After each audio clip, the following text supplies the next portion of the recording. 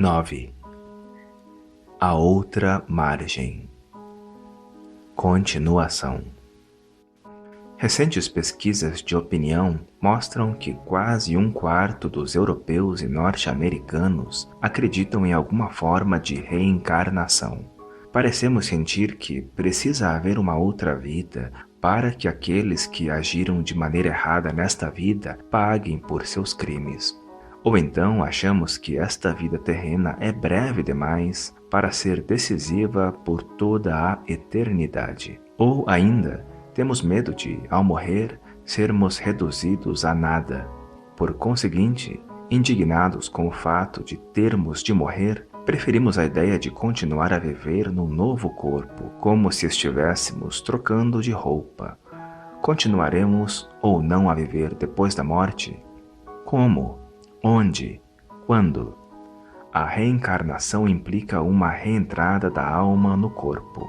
O teólogo Orígenes, do século III, pregou a pré-existência da alma em toda a eternidade antes de se incorporar a um corpo, uma espécie de pré-encarnação.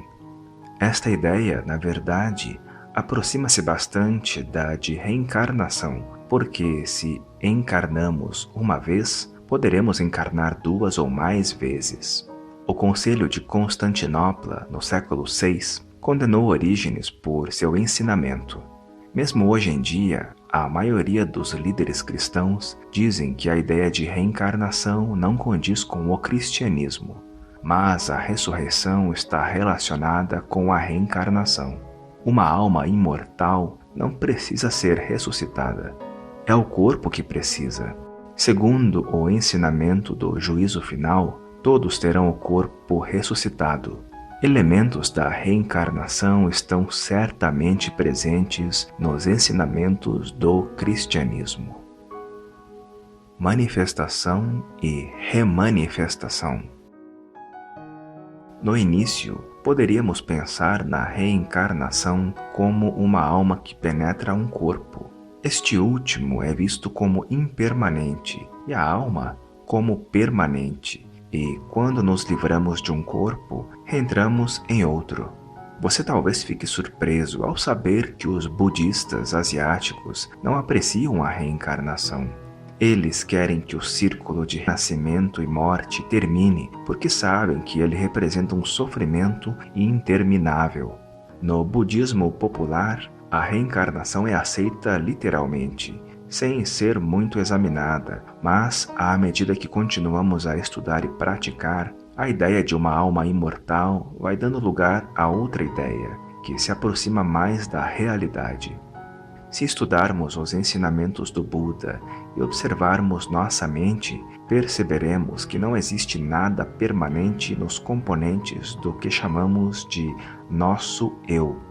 O Buda ensinou que uma suposta pessoa não passa, na verdade, de 5 elementos, skandhas, que se reúnem durante um período limitado de tempo: corpo, sentimentos, percepções, estados mentais e consciência.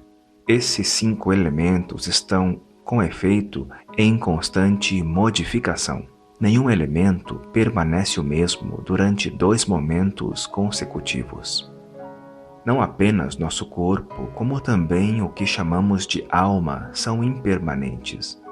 Esta última também é composta apenas de elementos como sentimentos, percepções, estados mentais e consciência.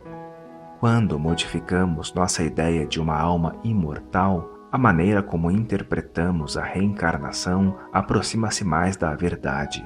A ideia da reencarnação, de certo modo, ainda está presente, mas nossa interpretação é diferente. Percebemos que só existem componentes que estão em rápida transformação.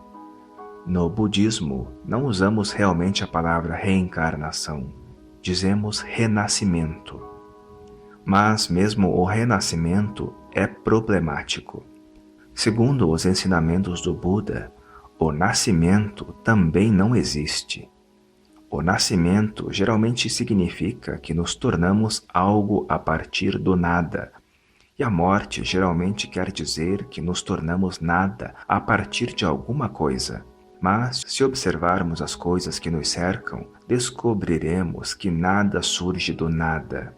Antes de seu chamado nascimento, a flor já existia sob outras formas: nuvens, a luz do sol, sementes, o solo e muitos outros elementos. Em vez de nascimento e renascimento, é mais preciso dizermos manifestação, vijñapti, e remanifestação. O chamado dia de nascimento da flor é realmente o dia da sua remanifestação. Ela já estava presente sob outras formas e agora fez um esforço para se manifestar. A manifestação significa que seus componentes sempre estiveram presentes sob alguma forma e agora, como as condições são suficientes, ela é capaz de se manifestar como flor. Quando as coisas se manifestam, geralmente dizemos que elas nascem, mas na verdade não é isso o que acontece. Quando as condições deixam de ser suficientes e a flor deixa de se manifestar, dizemos que a flor morreu, mas isso também não é correto. Seus componentes meramente se transformaram em outros elementos, como adubo composto e solo. Temos de transcender noções como nascimento, morte, ser e não ser. A realidade é livre de todas as noções. A verdadeira fé está viva. No início, podemos ter escolhido seguir o caminho do budismo graças a uma crença na reencarnação, mas à medida que continuamos a praticar e entrar em contato com a realidade, nossas convicções se vão modificando. Não precisamos ter medo disso. No decurso do nosso estudo e prática, à medida que entramos cada vez mais profundamente em contato com a realidade, nossas crenças naturalmente evoluem e se tornam mais firmes. Quando elas se baseiam na nossa experiência direta da realidade e não em noções que nos são oferecidas por terceiros, ninguém consegue afastar essas crenças de nós. Assumir um compromisso a longo prazo com um conceito é muito mais perigoso. Se 10 anos se passarem sem que nossa crença se desenvolva, um dia despertaremos e descobriremos que não mais podemos acreditar no que acreditávamos. A noção que tínhamos 10 anos antes não mais parece correta ou adequada, e somos lançados nas trevas da descrença. Nossa fé precisa estar viva. Ela não pode ser apenas um conjunto de crenças e noções rígidas.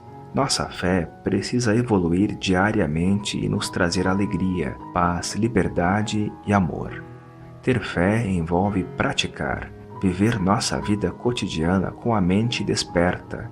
Algumas pessoas acham que a prece ou a meditação envolvem apenas a mente ou o coração.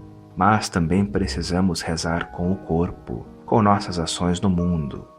E essas ações precisam ser reguladas pelas do Buda vivo ou do Cristo vivo.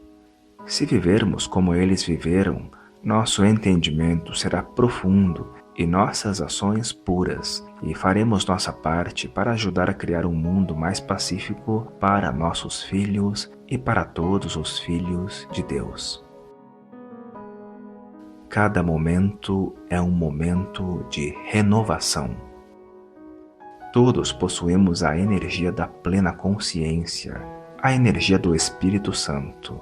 O que varia de pessoa para pessoa é apenas a intensidade dessa energia. Nossa prática diária visa aumentar e fortalecer esse poder. Não é preciso esperar até a Páscoa para celebrar. Quando o Espírito Santo está presente, Jesus já está aqui. Ele não precisa ser ressuscitado. Podemos senti-lo neste momento. Não é uma questão de reencarnação, renascimento ou mesmo ressurreição. Ao vivermos conscientemente, sabemos que cada momento é um momento de renovação. Eu gostaria de ser como Asita e Simeão, os homens santos que viram o Buda e Jesus e lhe dizer como seu nascimento é importante. A iluminação aumenta. Há vários anos, após praticar meditação andando com 3 crianças na Suíça, perguntei a elas: vocês acham que a iluminação do Buda pode aumentar? Elas responderam que sim, e eu fiquei muito feliz. As crianças confirmaram algo em que eu também acredito. A iluminação está viva, como uma árvore. Se não continuar a crescer, ela morrerá. A iluminação do Buda, a compaixão, a bondade e o amor de Jesus aumentam a cada dia. Nós somos responsáveis por esse crescimento. Nosso corpo é a continuação do corpo do Buda. Nossa compaixão e entendimento são a compaixão e o entendimento de Jesus. A percepção consciente é o Buda em pessoa. Quando vivemos conscientemente, encontramos o Buda e Jesus Cristo o tempo todo. O Nirvana está disponível agora. Algumas ondas do mar são altas e outras são baixas. As ondas parecem nascer e morrer, mas se fizermos um exame mais profundo, veremos que as ondas, embora venham e vão, também são a água, que está sempre presente. Noções como alto e baixo, nascimento e morte podem ser aplicadas às ondas, mas a água está livre dessas distinções. A iluminação para uma onda é o momento em que a onda percebe que é água. Nesse momento, o medo da morte desaparece. Se você praticar profundamente, compreenderá um dia que está livre do nascimento e da morte, livre de uma grande parte dos perigos que vem enfrentando. Ao perceber isso, você não terá dificuldade em construir um barco que possa conduzi-lo através das ondas do nascimento e da morte. Sorrindo, compreenderá que não precisa abandonar este mundo para ser livre. Saberá que o Nirvana, o reino do céu, está disponível aqui e agora. O Buda raramente falava sobre este assunto, porque sabia que, se falasse sobre o Nirvana, passaria tempo demais falando em vez de praticar. Mas ele fez algumas declarações, como esta do Udana 8.3. Verdadeiramente, existe um não nascido, não originado, não criado e não formado. Se não houvesse esse não nascido, não originado, não criado e não formado, seria impossível uma evasão do mundo do nascido, do originado, do criado e do formado. O budismo primitivo não possuía a qualidade ontológica que encontramos no budismo ulterior. O Buda lidava mais com o mundo dos fenômenos. Seu ensinamento era muito prático. Os teólogos gastam muito tempo, tinta e fôlego falando a respeito de Deus. É exatamente isso o que o Buda não queria que seus discípulos fizessem, porque desejava que eles tivessem tempo para praticar o samatha, parar, acalmar, vipassana, examinar profundamente, refugiar-se nas 3 joias, nos 5 preceitos e assim por diante. A extinção das noções.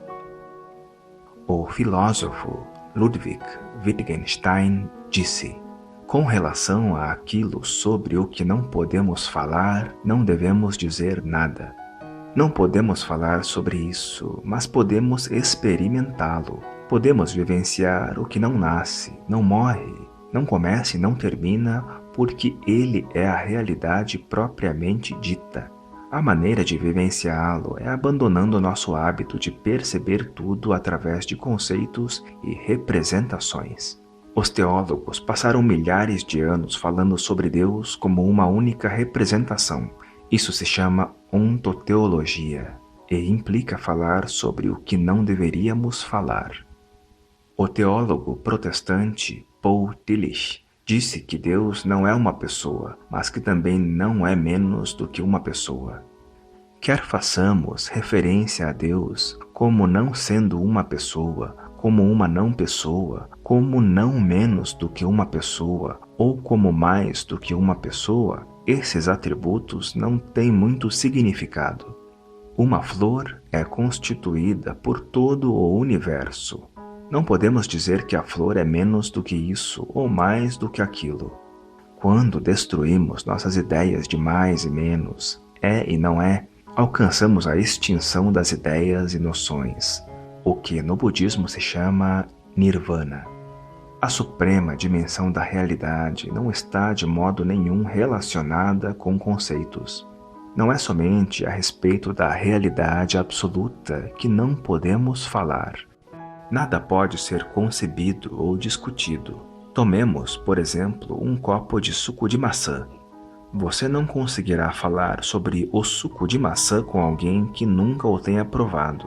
Não importa o que você diga, a outra pessoa não terá a verdadeira experiência do suco de maçã. A única maneira de ela conseguir isso é bebendo-o. É como uma tartaruga falando com um peixe sobre a vida em terra firme. Não podemos descrever a terra firme para um peixe. Ele nunca seria capaz de compreender como um ser poderia respirar sem água. As coisas não podem ser descritas através de conceitos e palavras. Elas só podem ser compreendidas pela experiência direta. Mais tempo para o chá.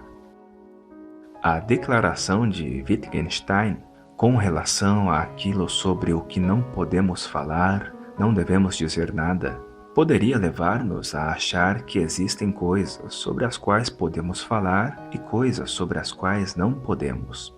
Porém, com efeito, nada pode ser discutido, percebido ou descrito através da representação. Se você falar sobre coisas que não experimentou, estará desperdiçando não apenas seu tempo, como também o das outras pessoas. Se você continuar a prática do exame profundo, compreenderá isso cada vez com mais clareza e poupará uma grande quantidade de papel e iniciativas de divulgação, e terá mais tempo para desfrutar seu chá e viver sua vida cotidiana com a mente alerta. Roitassa perguntou ao Buda se era possível sairmos deste mundo de nascimento e morte através de viagem, e o Buda respondeu que não, nem mesmo que viajássemos à velocidade da luz. Mas ele não disse que era impossível transcender o mundo de nascimento e morte. Ele disse que só precisamos contemplar profundamente nosso corpo e entrar em contato com o mundo do não nascimento e da não morte.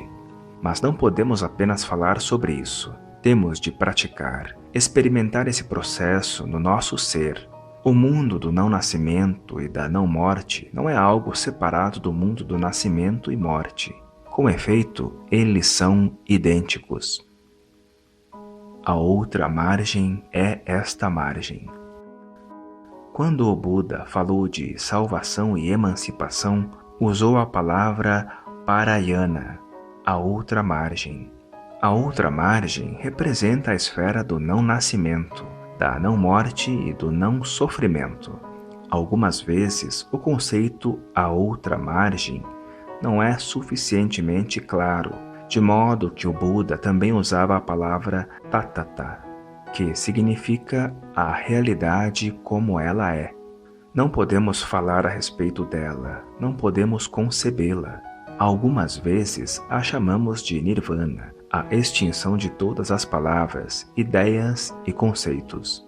Quando o conceito outra margem é mal interpretado, nirvana esclarece. Quando pensamos em outra margem, podemos achar que ela é completamente diferente desta margem e que, para alcançá-la, temos de abandonar completamente esta margem. O verdadeiro ensinamento diz que a outra margem é exatamente esta margem. Em todas as escolas de budismo, Existe o ensinamento do não vir, não ir, não ser, não ser, não nascimento e não morte. Os budistas Mahayana nos lembram de que este ensinamento é apenas o dedo que aponta para a lua. Ele não é a lua. Tudo pode ser espiritual. Jesus apontou para essa mesma realidade do não nascimento, da não morte. Ele a chamou de o reino de Deus. O reino de Deus não é algo diferente de Deus, que ele chamou de Abba, Pai. Assim como o conceito de outra margem pode gerar a interpretação errônea de que a outra margem não é esta margem, o conceito do Pai também pode ser enganador. Por exemplo, as feministas da nossa época indagam por que pai e não mãe. A vida eterna é o tipo de vida que inclui a morte.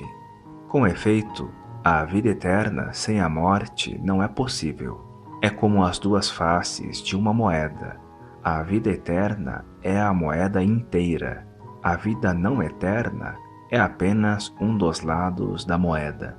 Quando você escolhe a vida eterna, também escolhe a morte, e ambas são vida. Mas, se você quiser pegar apenas uma das faces da moeda, não terá moeda alguma. A teologia percorreu um longo caminho tentando descrever Deus ou o reino de Deus, essa maravilhosa realidade que, na verdade, não pode ser discutida. Com o passar dos séculos, a teologia transformou-se, portanto, em teologia metafísica ou ontoteologia, a ponto de negligenciarmos o verdadeiro ensinamento de Jesus referente a como devemos viver essa realidade. Desde a época do filósofo alemão Martin Heidegger, os teólogos vêm tentando voltar ao início e têm sido mais cuidadosos em suas declarações a respeito de Deus. Muitas pessoas hoje em dia querem voltar a Jesus e a seu ensinamento. Por vezes, termos como cristianismo secular ou cristianismo ateístico são empregados para descrever esse movimento. Algumas estão preocupadas por achar que o cristianismo secular ou ateístico não é mais o verdadeiro cristianismo. No meu entender, se você viver profundamente o ensinamento de Jesus, tudo o que disser e fizer em sua vida cotidiana será profundamente espiritual. Eu não chamaria de modo nenhum essa visão de secular ou ateística. Vamos supor que, em vez de celebrar a Eucaristia numa igreja, nós nos sentarmos ao ar livre para compartilhar nosso pão, comendo-o atentamente e com gratidão, consciente da natureza maravilhosa do pão. Esse ato não pode ser descrito como secular ou ateístico.